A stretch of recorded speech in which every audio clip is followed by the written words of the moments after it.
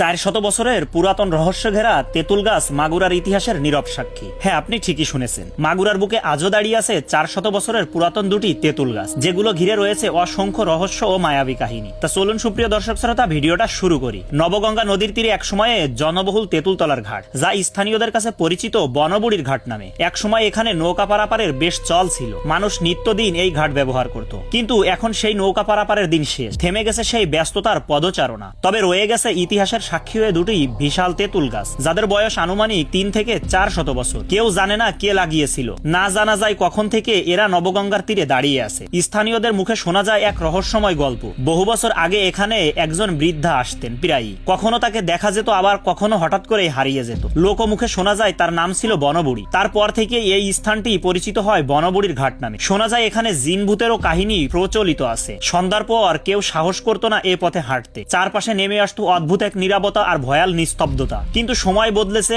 এখন এই গাছের ছায়ায় বসে মানুষ খুঁজে পায় প্রশান্তির স্পর্শ। প্রকৃতির শান্ত সান্নিধ্যে হারিয়ে যায় অনেকেই। তবুও এই তেঁতুল গাছ দুটি আজও বহন করে চলেছে অজস্র লোককথা, রহস্য, ইতিহাস আর মায়ার ছোঁয়া। মাগুরার বুকে এক অমূল্য ঐতিহ্য হয়ে আজও নবগঙ্গা নদীর পাড়ে দাঁড়িয়ে আছে তারা, নীরব অথচ গল্পে ভরা এক জীবন্ত ইতিহাস। শুধু তাই নয়, এই গাছ দুটি ও বনবুড়িকে ঘিরে প্রচলিত আছে কত না রহস্য ঘেরা মায়াবী উপকথা। মাগুরার বুকে ইতিহাসের এক নীরব সাক্ষী হয়ে আজও নবগঙ্গা নদীর পাড়ে দাঁড়িয়ে আছে এই শতবর্ষী তেঁতুল গাছ দুটো। এই গাছ দুটির অবস্থান মাগুরা জেলার শালিকা উপজেলার গঙ্গারামপুর মৌজায়।